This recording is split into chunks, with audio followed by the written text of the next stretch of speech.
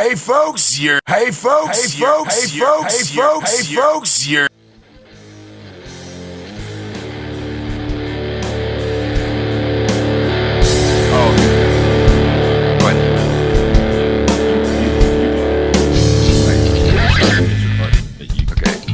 Hello out there in Packer Nation. This is another edition of the Absolute Packer Podcast. We're going to double up today doing the game Buffalo Bills, the win against the Buffalo Bills. But then we're also going to have to talk about the abomination that was the Packers versus the Lions. So I think we'll probably spend more time on Packers versus Lions. But getting into the Bills game, we were talking right before we started recording here that, 22-0, I believe was the score. And the defense looked darn good. To me, playing against a rookie quarterback, this Pettine defense seems to be playing pretty well. I mean, even a Capers-led defense, I guess, versus a really young quarterback would do well. But when Kyler Fackrell brings in 3 sacks in one game, the other team's offensive line was not playing very well, or the quarterback just wasn't playing very well. And I think it was probably a combination of both. I disagree. I think it's Super Bowl bound. That's what they showed. We're going to the Super Bowl now, so it's all smooth sailing out here on out. Yeah. No, tell us more. Tell us more about that, Jeremy. Yeah, and then the next game happened, right? Yeah, really. But No, you're ahead. I think you hit it on the head that it was a good win, and guys like Kyler Fackrell came out of nowhere and had 3 sacks and stuff like that. But the Buffalo as a team is very limited. I mean, they do have a rookie quarterback. LaShawn McCoy was like 80%. He wasn't fully healthy. And so besides LaShawn on offense, they just don't have a lot of weapons. I mean, Charles Clay was signed years ago to be this big dynamic tight end, and he's been a bust there. And the prize on that team is their defense, and they didn't really look all that great, and Micah Hyde came out of the game hurt, and he seems to really carry that team on the defensive side, I should say. But when he why we let him go, I don't know. Sorry, I didn't mean to pop in there. But why Micah Hyde is like one of those. Because Ha Clinton Dix is the best safety in the league. Oh boy. Have you been having private meetings with Gutekunst? I don't know. I will not disclose anything that I have. I mean, okay, there was sarcasm there, everybody that's listening. There was. Yes, I definitely got that. So I was going to say that Andy sounds like he's back at 100%. Yes. But Jeremy, your sarcasm meter is like above normal too. So I don't know what's going on. Yeah, that's weird, isn't it? I was telling Jeremy that, I think in a message he said, be careful, you're getting into my realm of negativity, about this team, because I'm on another level. And if you go into my level or above, you're in uncharted territory. So be careful. 75% there, my friend.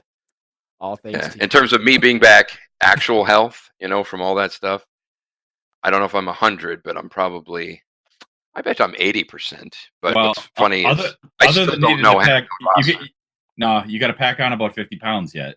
But that's true. I'm anemic. My God, it is true. Mentally, you're there. I mean, you weren't that great to begin with. So no, that was good. Went right over my head. Nice. Yeah, that was good. I like that. You were at 0. Now you're at 2. Truth be told, though, I told you guys 2 million% increase. Yeah, I still don't know. This is sad. I mean, in terms of just like my physical, being able to do things and mental stuff is, like you said, I think I'm pretty much there. The problem with the memory loss that I'm still getting over, it's improving, but not in a giant way, is, again, I don't recognize 50% of the roster, which is just, it's stunning, but it's true. Guys like Kevin King and some of these newer I have no clue who they are. Devontae Adams, I'm just learning a little bit about him, believe it or not. And Geronimo Allison, these guys, I mean, I've kind of heard these guys' names, but for lack of a better term, they're all new to me. There's a lot of players I just don't even know who they are, which sounds strange and it's frustrating, but it's true. And so I can't sit there and be like, pretend to know all about these players when I don't even know who they are. No, and So. I don't think you're the only one, because they turned this roster, over. About half the roster is turned over from last year's, 53-man roster. So, they have 27 new guys in this team. So That'll do it. It's definitely a new age in Packerland, because we've never had the turnover that we had this offseason, and it all came starting at the top and worked its way down to the roster. So, yeah, and remember, they put me in a coma, so maybe it was somebody in the Packers that put me in a coma and said, "We'll do this," and then when he wakes up, he won't know half the shit, and then we'll just go from there. So that's the only thing I can think of. But yeah, I mean, for instance, like all things being equal, like how long has Geronimo Allison been on the team? I couldn't tell you. This is his third year. Third year, okay, and that's 15th season. 15 years. Feels like 15th, but he's been here 3. Okay. Devontae Adams, don't know. 2018 years. 2014. Jesus Christ, yeah, that's right. That is insane. Who else? I know there's some newer guys. Like, is Kevin King? Is he a draft pick from this year, or has he been on the team? He was a second round. He was their first pick last year. Yeah. Okay. They in the second round, because they traded out of the first round. They had the 26th pick. All right. They traded. And I'm sure they got it right. They traded out and got it right, didn't they? Well, they could have drafted T.J. Watt, which right now, currently, he's leading the league in sacks. So, Jesus Christ. Let's not. Let's not go there. Who's the other? Vince Beagle. They drafted him. He's gone. Is he out of the league? He's on the Saints practice squad. Oh my God. Jeez. All right, continue with the bad stuff here, I guess. Well, I want to just say one more half good thing first. The Buffalo game, the 2 touchdowns came in the first half. Sure. That's the only good I have, actually. Yeah, that was kind of one of those games where it was like, I mean, they won 22-0, but they probably could have put up 35. Defense played pretty good, but like Jeremy said, I mean, the talent on Buffalo, there's not much there, and they got a rookie quarterback. I mean, so that was like, okay, we'll take this and go from there. But did I think we can kind of, unless you guys want to pontificate more on the Buffalo game? No, I want to segue. I have a perfect segue for it. All right, do it. In a piece of foreshadowing, Crosby did miss the point at the first on the first touchdown in the Buffalo game. Yeah. Holy shit! Well, yeah, 22. When you do the math like that, I think that's what it adds up to. No shit, right? Hey, Elliot, do you want to talk more about Elliot or about Mason Crosby? Oh my God, he should be gone. I think he should be gone. Done. I read somewhere that was the worst performance by an NFL kicker in a single game in NFL history. Ever. Yes. That's insane. And I believe it, but I've never said anything like that. In a dome. He was kicking in a dome. Right. I mean, there's really no excuse for that. Like, really. And he makes $4 million a year? He's got to be in the top, doesn't he? $5 million base. He can get he can get bonuses and stuff. Like, that's base salary, $5 million. His cap figure this year is the highest in the league, but he's not the highest paid. Oh my God. His cap figure is $5.3 million. That's such a Ted thing. I read somewhere that like they the year that they let Casey Hayward go, Casey Hayward, by the way, that they drafted, and they didn't play him a whole lot, and he turned out to be a frickin' Pro Bowl corner. That's when they gave the extension to Crosby, I think, and it's Crosby had that really bad year in 2012, I think, and they stuck with him, which that's fine and dandy. And then he turned it around and was pretty good. I don't think he's ever been a Pro Bowl kicker, but I'll tell you what, any other team in the league, barring unless he made like $8 million, but he would have been cut at the end of, but he wouldn't have even made the plane ride after a performance like that. But the Packers, they look at it as if nothing happened. You don't hear shit. You don't hear nothing. I mean, it's a business, and if he walks away from the game, it's not like he's gonna be on a street corner begging for change. Like this, we can find. the question is, I don't know who you're going to find that's better. I don't know. Like in this case, if this is a rebuilding year, let's get 3 of them. Or whatever we got to do. Like, well, I mean, guys, if he got hurt? Who would we have kick?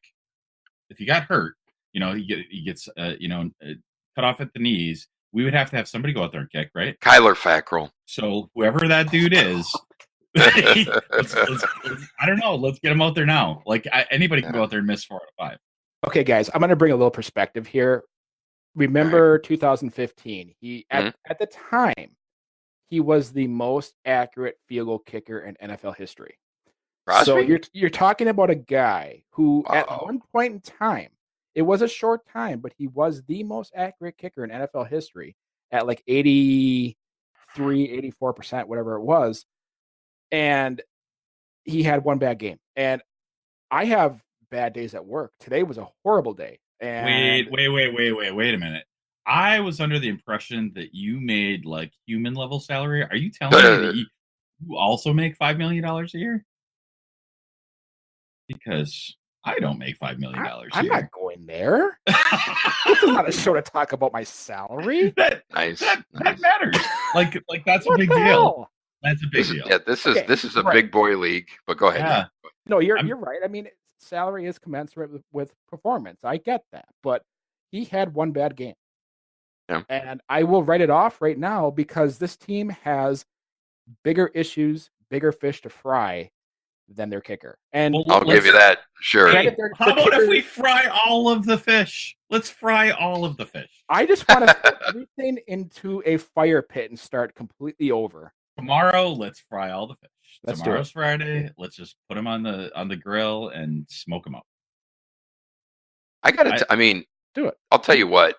I think you guys would agree, and we may have even talked about it in just other messages back and forth. But this season, although it's not too far along, it feels eerily like the 2005 season with Brett Favre and Mike Sherman. Sherman's last season where they went 4-12. They had Favre, and Favre was pretty good, but he was declining. But they had no talent anywhere. And Sherman was a GM, and so I mean, basically they nuked the team, and that's when they brought in Ted. And Ted, obviously brought in McCarthy and all that, and he had a couple good drafts. But man, this season looks almost identical to that in every way. It's pretty crazy. On the field, I mean, it definitely does because obviously I think they were 4-12 that year. Yep, 4-12.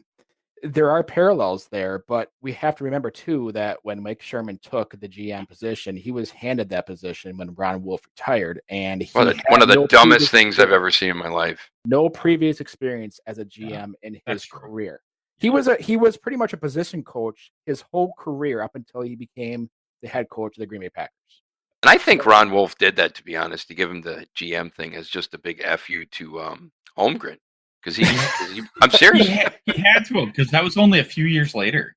I think it might have been like a year later or something like that. It might have been close. Yeah, that's what it sure felt like. And I'm like, wait a minute, we lost our good coach because he wanted to be GM, and we're like, nah, we can't possibly do that. And then we give it to this guy. Wait, what? Yeah, and you can't be a head coach and a GM in this league. I mean, I'm trying to think of anybody where has that actually been successful? And if it was, it may have been 1 year. I'm trying to think of when it was, though. Bill Parcells tried it, but he wasn't that successful because it's a very demanding. I was going to say, it's so much freaking work. And you got to know what you're doing. It's one thing to be a coach; it's another thing to scout and do all that. No, that's a 24-hour job if you do both. It is. I mean, there's no way around it. You'd have to have such a great support staff to be able to do that, and nobody has been able to do it. So, is it going to happen? There's just nobody out there that's the Bill Gates of football. Bill Belichick is probably the closest thing, but he is a head coach, and he's a once in a generation guy. And that's what he does. I mean, I don't think he wants to have anything to do with being a GM because he knows the trials and tribulations that go with that. Yeah, he's smart, is what you're saying. Exactly. Yeah, there you go. Yep. I mean, the lack of accountability and they want so much consistency and they want so much loyalty. They value that more than winning in Green Bay, it seems.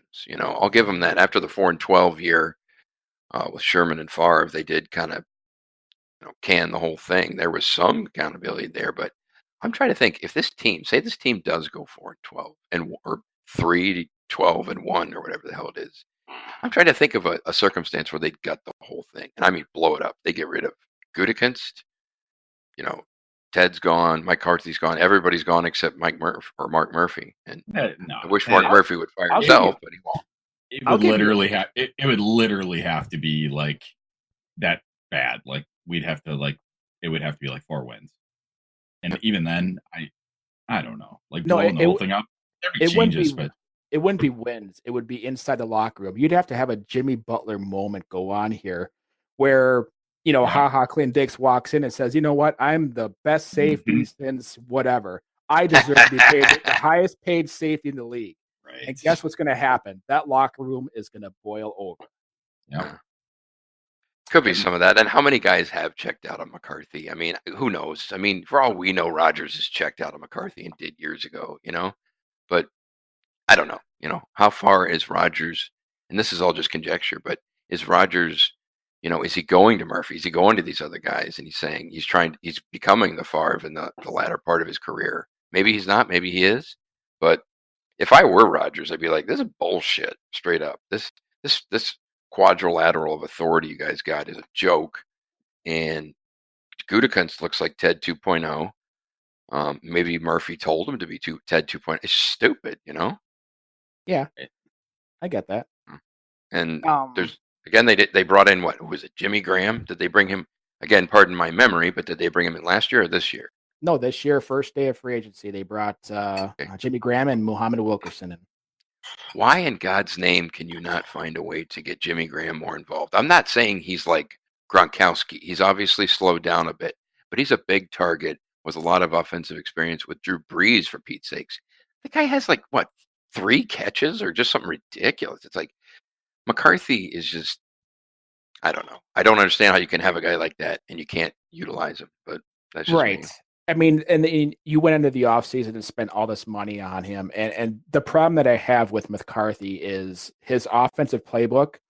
It's pretty basic. I mean, I'm not going to deny. I would say it's damn basic. It's a very, I mean, the same route tree has been going on for years and years and years. And we have to remember going into this season, Mike McCarthy said they were applying, quote, a scrub brush technique to their playbook.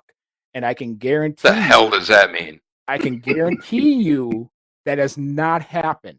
It has not happened because. Who did they bring in as the other? They brought in Philbin, didn't they? Coming back, right? Bring in some young guys with some fire and better concepts. I mean, Philbin was his guy during the Super Bowl, which is fine, but it's like that's 10 years ago. Let's get back to the actual. Like you were talking about, utilizing the talent that they currently have. So you have Jimmy Graham, who's the largest tight end in the league. He's 6'7", 265, big guy, right? So there are ways that you can scheme to get him involved. The problem right now that they're doing is they're either lining him out wide or they have him with his hand down on the ground in the line of scrimmage. And he has never consistently done. When he was in New Orleans, he never did that. He was either in the slot or he was, playing where, Devontae Adams plays. But having him way outside just seems counterproductive because he doesn't have the speed to get back into the field of play. And he doesn't have thus far, he hasn't showed the ball skills when the ball's up to just be that dominator that he's been in years past. Yeah. So has he lost it? I think he's lost a step, but it's not like he's lost it. But the problem is that this office does not take the talent and fit a play call around the talent. The offense is pretty much saying, hey, you're going to run this route, you better get open. And if you don't get open, we have 2015 all over again, where we're sitting here and we're like, what is going on? So you bring in all this different talent. Their offensive talent has changed so much this offseason. In years past, we've always had 3 receivers that could pretty much compete with any of the 3 receivers in the league. I mean, you had the Jordy Nelsons, the James Jones, Devontae Adams towards the end here, but you had, Greg Jennings back in the day. You had so much talent from 1 to 3 that you could run out there and you could expect one of them to get open. This team does not have that right now. it does not have a number one receiver besides Devontae Adams. And there are ways that teams are they're gonna start picking up on this. And right now they're double teaming Jimmy Graham a whole hell of a lot. And they're gonna realize that he's just not beating anybody. So then they're gonna switch their coverage and their technique to double teaming Devontae Adams. So he's gonna see more double teams now. And who's gonna step up? That's the big key. Equanimeous right St. Brown. He looked impressive last game. Yeah, he might be good. Surprised I got his name for Pete's sake. But nice. What is your opinion on? Okay, couple things, you guys. So, I mean, going into the year, I saw a lot of talking heads saying the Packers were number one in the league, and I had just woke up out of a coma, and I was like, I don't think so. But I knew little. But I mean, first game, Rodgers gets hurt. He damn near gets season injured hurt. So I think he like really sprained the MCL. He's wearing this brace and all this. And what I've been reading from other places in NFL blogs and stuff is that injury is typically a 6 to 8 week injury too. And he's not practicing, but then he's going out there playing. So what you got is essentially Rodgers on one leg. That is a detriment to an offense that already needs him to be otherworldly. You know what I mean? Yep. And then the other thing is, this was a really interesting thing I read. I think it was Ben Fennell. He's on Twitter, and he analyzes a lot of just teams and routes and concepts and what that. He said Aaron Rodgers over the years, even before this injury, he basically, his skills were all built, like his primary skill was running out of the pocket and running around and making plays outside of the pocket. That was his primary skill. When, I mean, that should be your secondary skill. You know, I mean, your primary skill should be able to, for any quarterback, whether you're otherworldly or whether you're, average or whatever, your primary skill should be to find a way to sit in the pocket in some respect and either throw guys open or throw from the pocket. His is like the exact opposite, he's basically saying, so he's hurt, but even before that, he relies on, going outside the pocket and making all these crazy throws and all this stuff outside. I mean, that's unsustainable as he gets older. And then if you get hurt, forget it. Right. So they have an offensive line that can't block on a consistent basis besides Bakhtiari, and they have receivers that can't consistently get open when they need them. They need a burner. They need a burner bad. They need like a Antonio. I'm not saying they can just go in the trash heap and get one, but could you imagine if they had an Antonio Brown, had a Calvin Johnson? My God, what he could do with those guys. And I mean, he's just a guy like that being on the field would allow other guys to get open, But they have guys that are quick and shifty, but not fast. I mean, even like a Jordy Nelson. I love Jordy Nelson, quick and shifty, but not fast. But he played with Rodgers so much they basically could read each other's brains. But Greg Jennings, I loved Greg Jennings. He wasn't the fastest guy, but my word, just his skills and just his savvy, if you will. I think Favre, this was really interesting.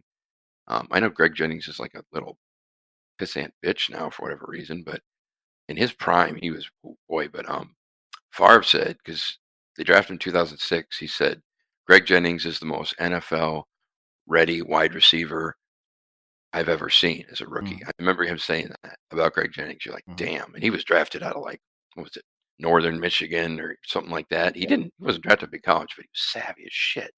So to your point, if you don't have receivers that have like a Jordy Nelson, whoever, that have been there for years and understand all that stuff, you got these new guys or whatever, man, they could either use a really good tight end, which Jimmy Graham seems, maybe he's not great, but he's good, or a burner. Every time I watch Antonio Brown, man, that guy is just impressive. But the other thing that's really impressive to watch is other NFL offenses. I was watching the Chiefs offense and I was watching the Saints offense, and it was like watching a different league. It was just unbelievable how archaic McCarthy's offense is compared to, the Saints and the Chiefs in general. It's crazy. Well, and I agree. And the issue watching the Saints is, they have 2 Pro Bowl caliber running backs, and they have a Pro Bowl caliber receiver, their number one receiver, Michael Thomas, and they do have other receivers around him.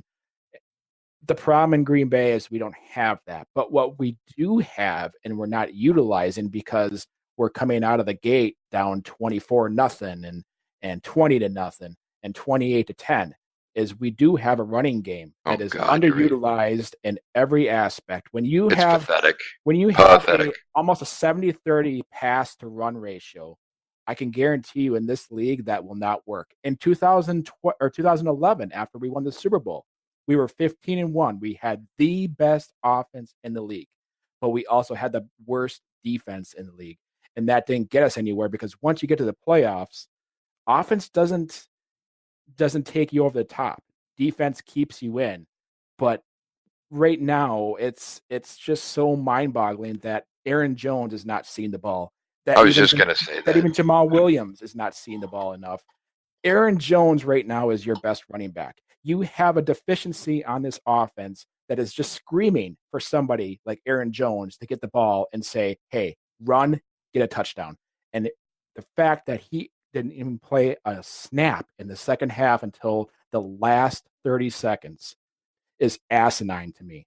And I don't care what anybody says. I don't care what anybody says. It's asinine. No, I agree with you. Have him on the bench. When McCarthy comes out and says that the reason why he didn't play is because he's the worst. He didn't say this, but what he meant was he's the worst pass blocker of all the three running backs. Well, guess what?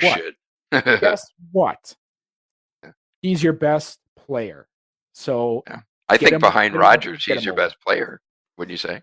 Yes. Get him out there, get him open, feed him the ball. We're at a point in time right now, and I've said this in previous conversations. We need to limit his carries. We need to limit his touches because he hasn't shown that he's durable yet. Well, guess what?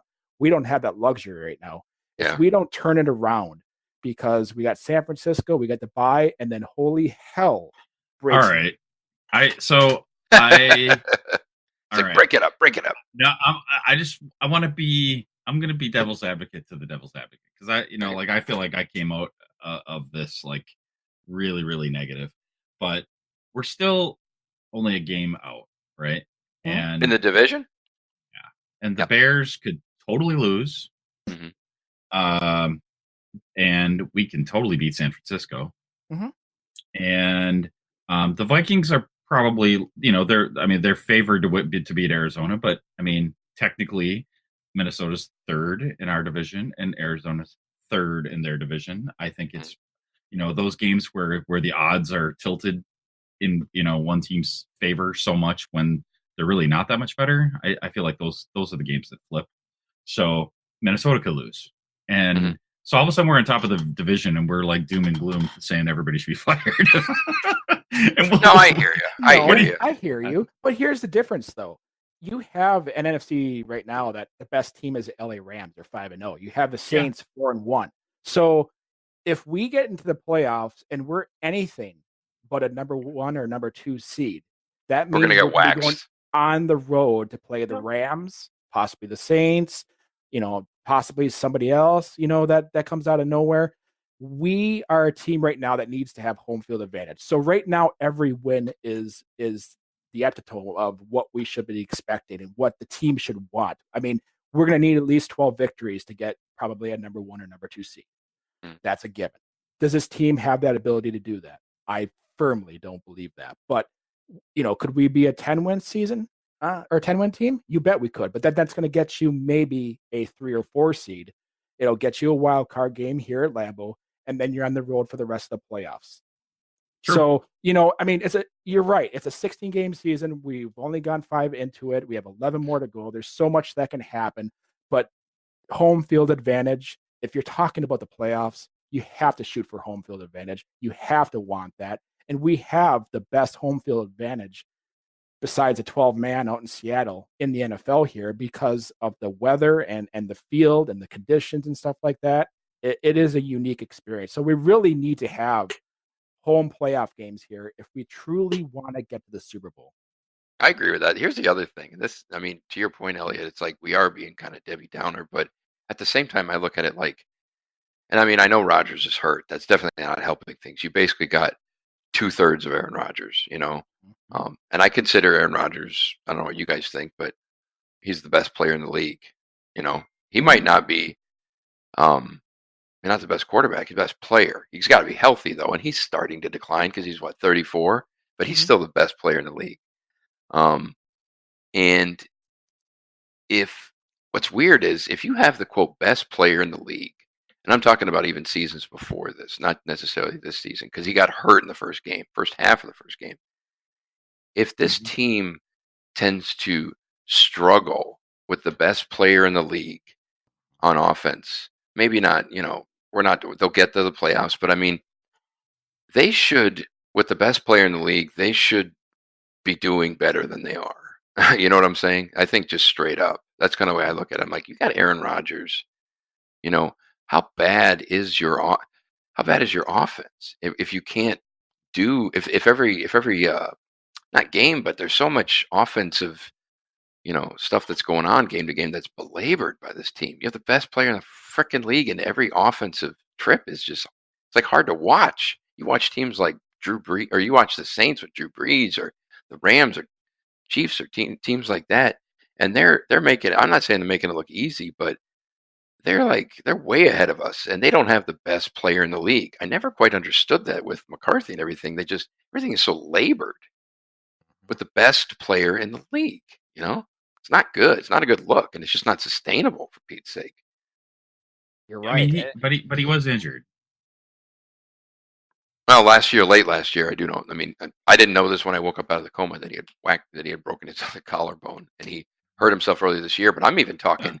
We'll say from 2012 until 2017, a lot of what you're seeing there was some good, obviously some good football. And Aaron Rodgers, we'll call that was the peak time of his career. But again, compared to these other teams and these other schemes, it's just insane how hard it is for this team to get yards with the best fucking player maybe in the history of the NFL. It's ridiculous.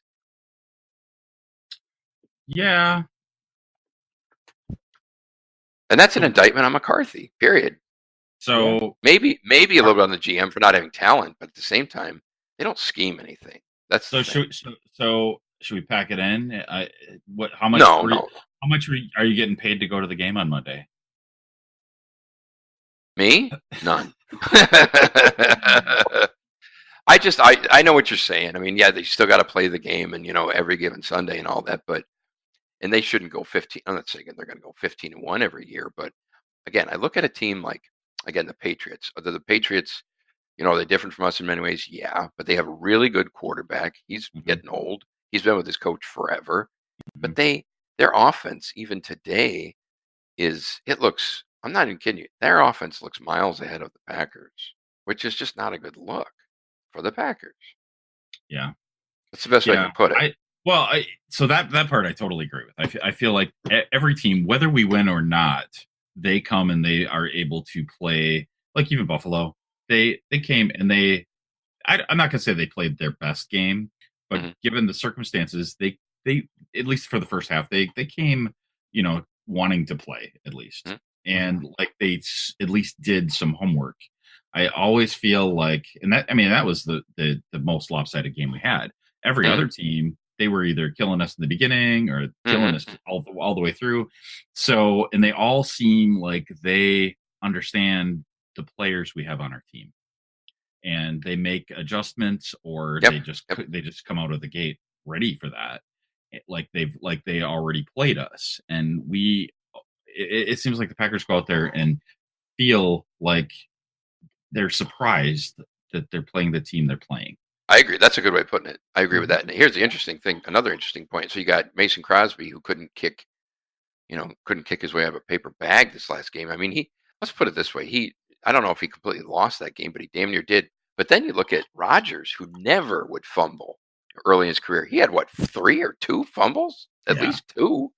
And I mean, I don't know if those directly resulted in points for the other team, but pretty much. But Rodgers never fumbled, and the fact that he's fumbling, it's like he's being careless with the ball. It's very weird, and he's getting fumbled when he's way out of the pocket. And he's on like the 7th second of scrambling around, or when he's getting sacked, I've never seen him quite so careless with the ball. I mean, he's never, like I said, early in his career, I think he went like seasons without having a lost fumble. But this year, he has like 5 lost fumbles or something goofy. It's weird, you know? Yeah, and that concerns me. But I think some of the pressure that he's received and in the position that he was in is a contributor to that. The thing that concerns me more than anything, and it's probably attributed to the fact that he hasn't practiced much, but his touch, his touch and timing, his touch and timing is off. I mean, there was a play against Detroit that he had Jimmy Graham wide open out in the flat, and I mean, he was running with him, and he threw the ball, and it was way over his head. And I remember. I remember that play. I know what you're talking about. Jeez, I mean, he never in his career misses that pass, and he was so far off on it. So practice makes perfect, and I think even though he is Aaron Rodgers, it does hurt this team. It does hurt Aaron Rodgers that he's not out there because he's not developing that rapport. Even I can't remember who said it, but they were saying that when they get out into the game and Aaron Rodgers' ball is night and day compared to DeShone Kizer's ball. So, even that plays a role into it because these receivers are expecting to get a certain ball. And when they got to be in a spot, and that ball is going to be there, and it's going to be hot, or it's going to be this kind of spiral. I get you. Right. I mean, that's a concerning part to me. And I hope that as the season goes on and he gets healthier, that comes back and that, he's the Aaron Rodgers that we all know and love. But God forbid that he's on the downside. This might be the beginning. God knows. He's 34. Yeah. Now, again, he's got that knee injury. And here's a question about that knee injury. So I made a comment earlier, like it takes 6 to 8 weeks to heal that properly.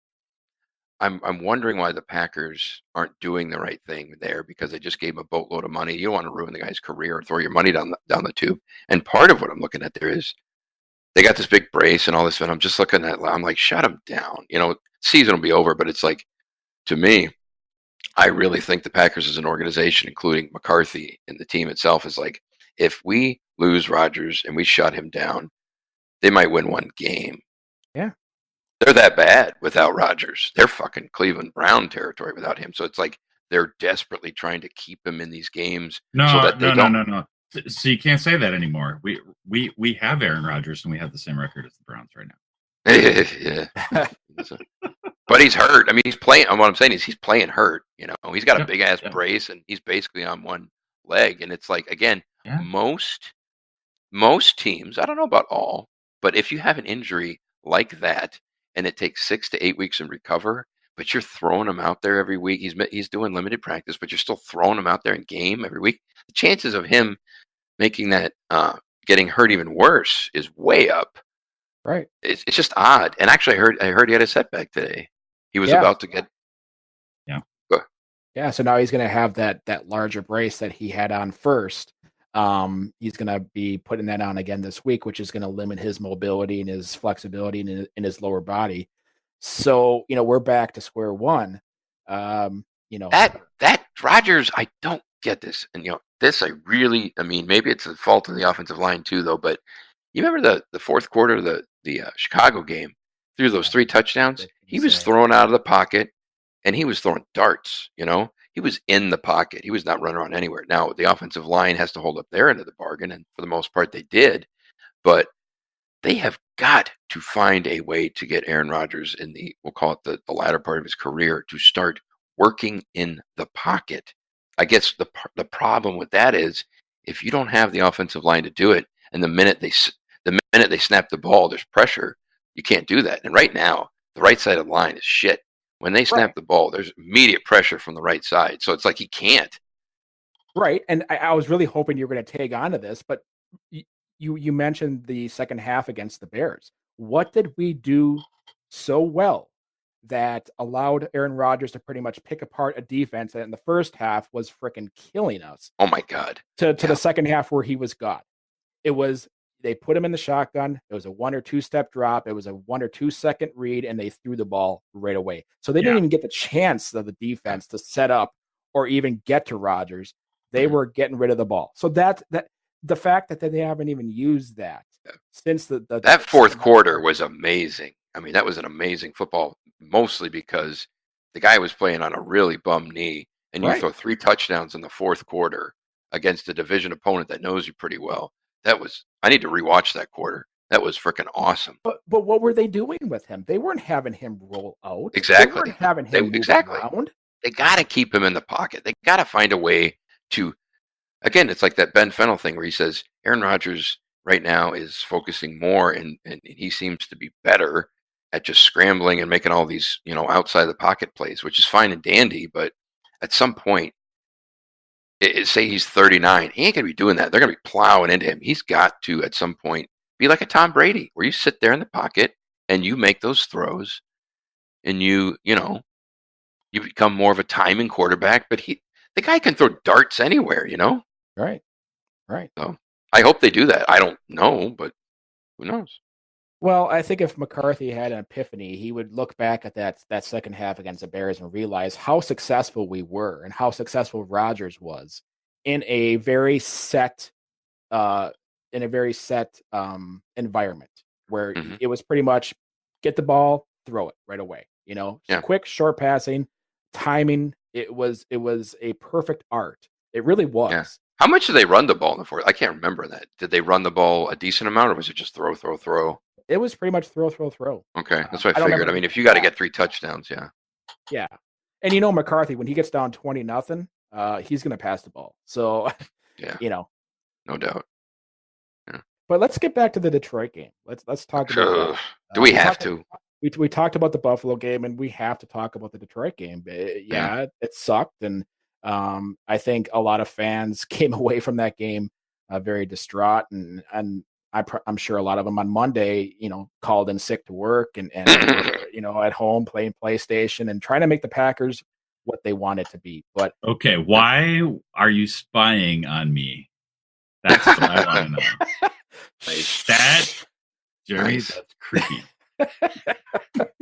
I will say this. That was probably one of the worst Packer games I've ever seen in the past 20, 25 years. I think you're misremembering some history, but we got to remember, 20, 25 years was still going into the early Favre era. This wasn't necessarily the 80s, but I mean, okay. So we lost worse against Washington. Like the point difference was bigger.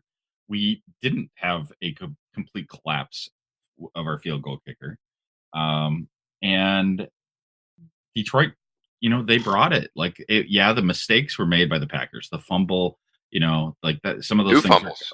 I got it. I think touchdowns happened off the 2 of those lost fumbles. So you take the Crosby misses and the fumbles. That is your game. But they got 10 points. Yeah. I mean, so that's the difference. And I don't know what. So let's just pretend for a second that one of those fumbles didn't happen. We eke out a win. How different would our demeanor be about this? 180. Yeah. Although I know exactly what you're saying. I did put this on Twitter or on Facebook during the game, and it was, they're getting their tail whipped, and it looked like nothing's going to happen. I said it's entirely possible this Packers team is just not good. I think there's some truth to that. I mean, obviously, like any game, you could say if this, and this didn't happen, they would have won. But that's any team, any game. They are just so undisciplined, penalties all over the place. You got Rodgers. I mean, I can't believe the guy is fumbling the ball like he is. I mean, he never used to, like I said, he used to go seasons without fumbling, and he's fumbling 2 or 3 times in a game. He's missing easy throws. I mean, the defense played, all things considered, pretty good. But there were some plays where it's like Detroit got some wide open shit. They had a few. There was a play where Clinton Dix on a touchdown. I mean, he was in the fucking la land, and basically, guy was wide open. I mean, you can't have shit like that. You just can't. And the Packers have it all too much. Mistakes. If you get beat, you get beat, right? Something to that. But they got a lot of mistakes all over the place. The penalties are ridiculous. Guys dropping balls. Rodgers overshooting guys. There's something. So it's just, I don't know. No, you hit it. Anytime you see a long pass from any quarterback against this team, the first thing I think is that's getting completed. Right. No matter what quarterback it is or whatever. Like when Stafford threw like a 60-yard pass, when he started launching back, I go, that's completed. I mean, I hate to say it, but every time you see a long pass, it's going to get completed. I hate that, but it's true. Right. I think you were getting to something really that makes a whole hell of a lot of sense, and there's a lot of proof to it. But the fundamentals, the undisciplined side God. is something that we have not seen in a decade. Right now we're 5 games through the season. They have the second most penalties of all the teams. They have 43 penalties for over 400 yards. Oh, I believe that. Red zone efficiency, we're at 50%. We're at 8 for 16. That's another great point. You change any one of those stats, which are completely controllable, right? And this looks like a totally different team. So Yeah, are we? right. So I keep looking at these numbers. I listen to you guys talk, and I'm trying to find silver linings. And I'm just I'm scrolling on the through the stats lists and the standings, and I maybe our division is we're all just kind of equally matched, and maybe that is a good thing because we gotta bring our A game even if we lose against every division opponent. And maybe the Packers aren't that good. Maybe we're not head and shoulders above the rest of the division. And but the good thing is neither are any of the other 3 teams. So maybe we back into the playoffs, but maybe because it is such a contentious fight for our division, maybe that turns out okay. And some of these things work out, right? Like we fix the penalties. Boy, we fix the penalties. I don't have any stats in front of me for that, but I bet we win that game if we turn around to some of those penalties. Possible. And you make 2 field goals, for Christ's sake, I've never seen anything like that. 5 missed kicks.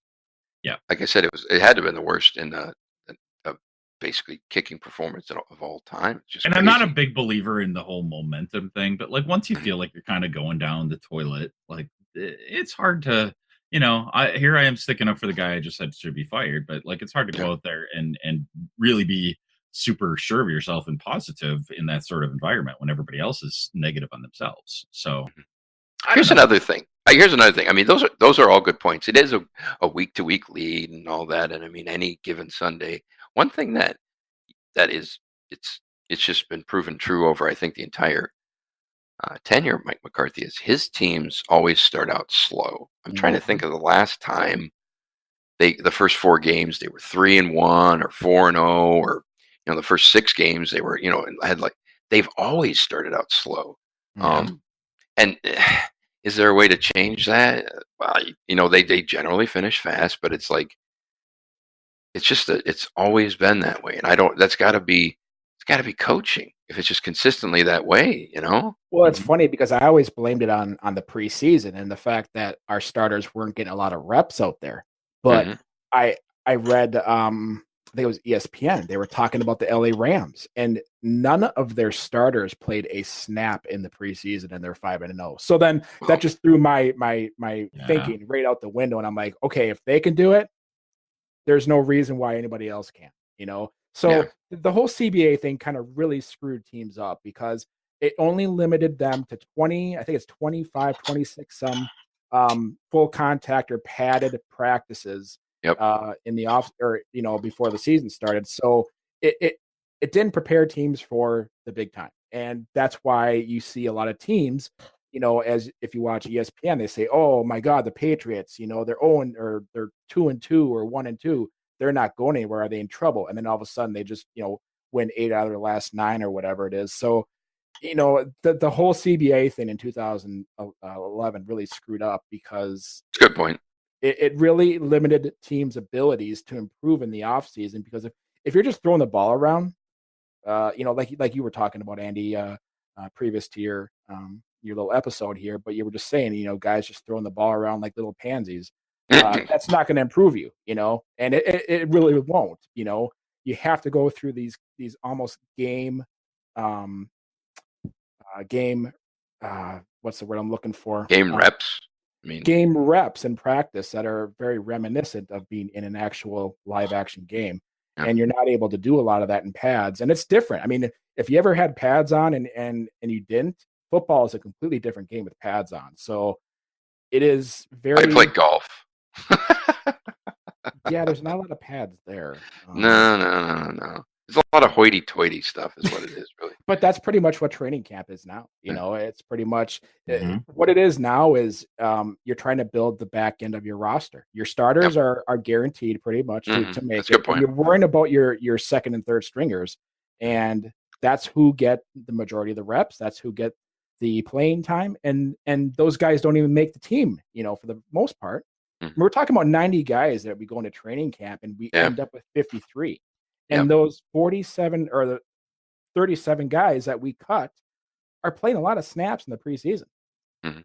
Sure. So, you know, it's very detrimental to not have the actual reps. And I'm not saying that these guys should go out there and you know bang heads in 4 preseason games, but you got to be at least one game where they play a solid half or a 3/4, and injuries are going to happen, no doubt. But it prepares your team for the regular season, and you're ready to start out of the gate when you're in that mood and you're in that fundamental zone, you know? Yeah. I think there's two things. All those points, yeah, definitely valid. I almost forgot about the 2011 CBA, but every team is under the same. They're all under the same rules, right? So they're all under the same CBA. So what that tells me too is, you got to have some talent, right? And you got to have some good coaching. And it tells me we don't have either of those, really. And we haven't had either of those for a while. I mean, the back end of our roster is always signing a guy from the practice squad. The depth of this team has been miserable for years. Mhm. It's just been so. That is, to me, everybody's got like only the 20 padded practices and all those other rules. And like I said, it's coaching should overcome it and good depth. And I don't think we have either. We haven't had it for a while. So Right. And that's been all attributed to the many years of Ted just striking out on his draft picks because he didn't use free agency to build a team. why in the hell did he? I'd love to get that guy, alone in a room and be like, "What the fuck, Ted? I mean, really, tell me. Well, There's got to be a reason." He just preferred to go the developmental route, and I get it. I mean, But when it doesn't work, I mean, you're talking about job security and things like that, like fundamental things. I just didn't quite get that. Or maybe he didn't fear job security because he knew he was in Green Bay. Could be as simple as that. I think that was part of it, and I think that's also too. That's what the Packers wanted to do. They want to be good every year. Do they want to be great every year? I mean, I think it's pretty obvious that they don't, because if you want to be great at this time of the year, you're going up and you're picking up guys like like we just picked up Rashad Breeland. You're going on and picking up these veterans that are still out there and filling them in because they can pretty much step in, get a few practices, and they're ready to rock and roll. Yeah. And we're not doing that. We're bringing again, undrafted free agents or guys from the practice squad who just, I mean, they can barely make the practice squad. And that's the problem that I see with this team. We have no playmakers, especially on defense. We have no. I mean, well, we got Ha. He's the best safety in the league, man. I was watching Derwin James this weekend, and I was just laughing to myself because I'm like, oh, Ha. It's like you watch Derwin James, and he's coasting down the middle of the field, and he reads Drew Brees. I think it was a preseason game against the Saints, and he just read Drew Brees so perfectly, and Drew Brees threw the ball, and he picked it off, and it was like, I don't remember that since Nick Collins. A guy that would just actually bait. I love that guy. Would actually bait a quarterback into making a throw. Right now, we're baiting guys to hit open receivers. Wait, if I remember correctly, Nick Collins had a neck injury that ended his career, right? Yes. Like the second game, I think, of 2011. Against Carolina. Yep. Yeah. God damn it, Nick. If we're pining about I bet you had he not gotten hurt, he might have been a Pro Football Hall of Famer. He was not just a Packer Hall of Famer, Pro Football. He was right. Man, I was at Super Bowl XLV, and that pass that he picked off and ran into the end zone and did all that. That was, God damn, yeah. He was one of my favorite Packers, and he was a Ted pick. I think he was in the Rodgers draft, and he struggled for the first 2 or 3 years, but then he just, I mean, a light bulb went on, and he was awesome. Man, but you're totally right, and the key to him though is that he wasn't expected to play right away. He was developed. He was able to kind of learn the game in a slow pace. Pretty much on the sidelines, and once he got to real time, he was ready for it. Yeah. All right. Get this. Okay. I have to hold on. I'm looking here. Nick Collins. Where did he go? No, I'm just looking here. Where did he go to college? Because it was some rinky-dink college. Oh yeah. Oh, it was Central Florida. Hmm. It was somewhere in Florida, one of those small Division 1A. How do you remember that stuff? That blows me away, man. No. Listen to this. Nick Collins played college at Bethune-Cookman. That's in Florida. Sorry. Okay. Bethune-Cookman. I'll give Ted credit for that because holy shit. Okay, so it's past my bedtime. It's coming up on it's bedtime. Basically mine. So all right.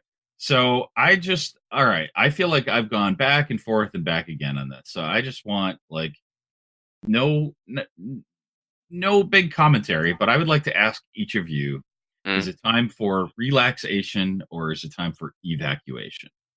Pick one. Relaxation. That's an interesting word. Yeah, well, that's Aaron Rodgers' word. Oh, evacuation.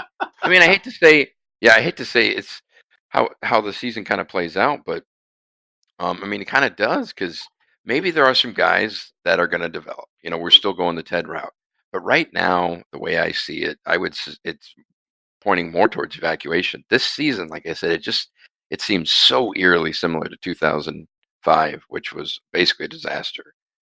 You know, 4-12. They had Favre around the same age, I believe, as Rodgers is now. I mean, Rodgers still has more talent than Favre did, but and that's where they cleaned house. You know, and it's I can't see. Let me put it this way: I can't see this team, you know, with the guys, the coaching staff, and like McCarthy's been here like 13 years. I can't see him all of a sudden going on an upswing and being like here 8 more years and winning 3 more Super Bowls. I don't see it. You know, I just thought things like that. And if you keep going down that, it's like, what do they say? You know, insanity is doing the same thing over and over and expecting different results. Right. Kind of at that point. So I would say closer to evacuation than relaxation. But I don't know. All right, Jeremy. What say you? Wow, that's a good one. Because I'm all over the place on this one, but I've been very patient with this team since 2012. You know, I've pretty much said just trust the process. Trust the process. The process got us to an NFC Championship in 2014, and we were ready to go. And then all of a sudden, the bottom just fell out. You know, 2016 we got to the NFC Championship, and nobody expected it, and we just got hammered against the Falcons, who were definitely a better team. I lean towards more of an evacuation at this point in time, just because of the fact that every time that we get to the big game, we cannot get over the hump. And you said it, Andy. McCarthy has been here for 13 years. I think the message is getting stale. I think the team is stale. The issue that they're going to have is this offseason, they did everything completely different than what most teams do, where they just clean house from the top to the bottom and start all over. This team only started over at the top, and then a few coaching, a few position coaches and stuff like that changed a little bit. So it is going to be a very interesting offseason. But if it's me, if I'm looking at building a team, I don't see the team and the coaching staff right now that are going to get me to the promised land. I have a quarterback that can get me there, but I need help, and I need to throw the SOS sign out there. Really do.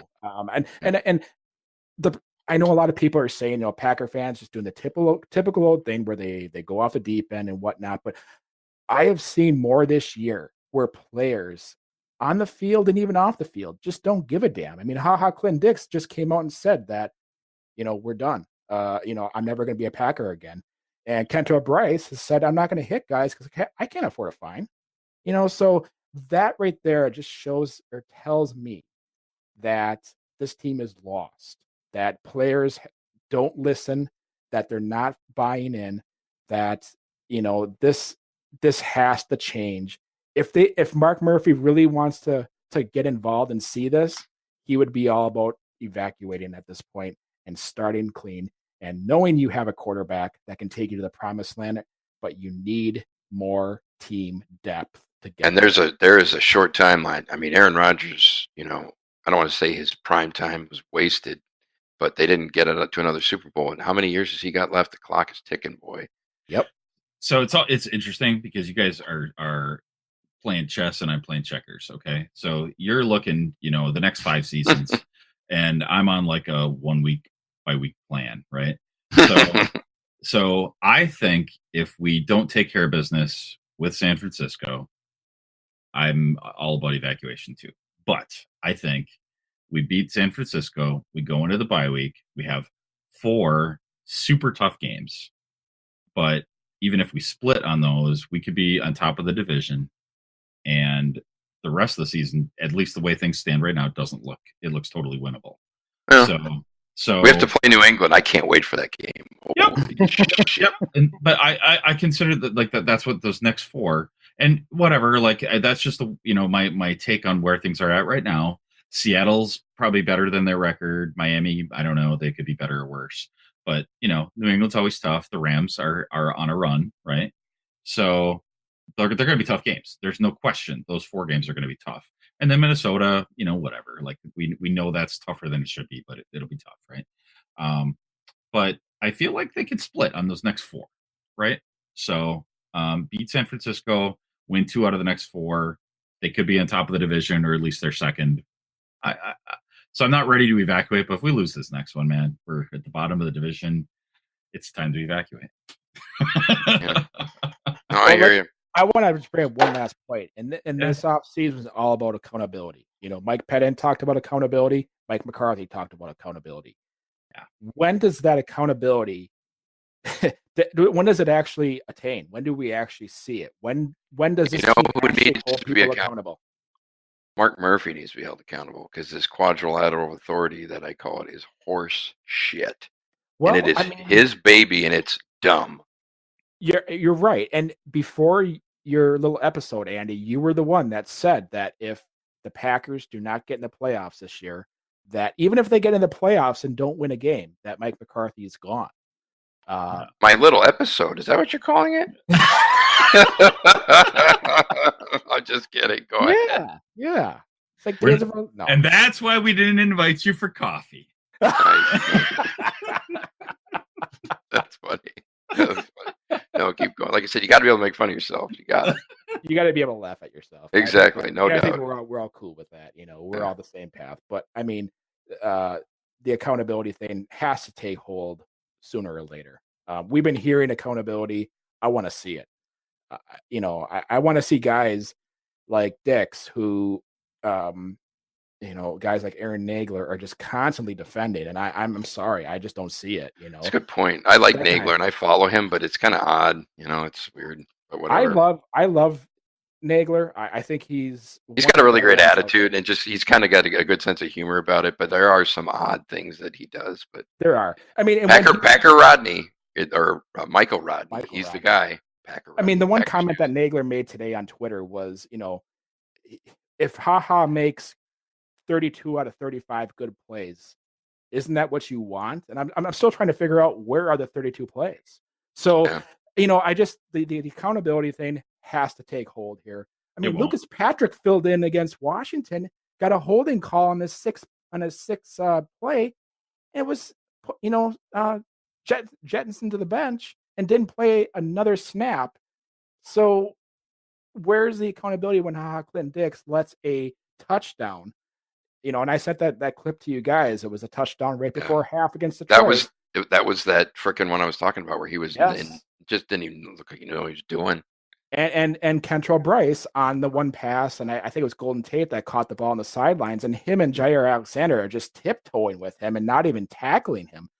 I mean, those are just fundamentals and accountability things that should be the definition of an accountability. That if you're not going to make a tackle, you need to sit. If you're going to screw up a simple 2-deep zone coverage, you're going to sit. Ain't going to happen. There's zero accountability. I think that the players can succeed in spite of the need for accountability. And I agree with that. They might rise above. HaHa says, "Oh, I'm going to be on some other team." Well, no other team's going to take him if he doesn't shape up. So like maybe he'll play well in spite of the attitude, right?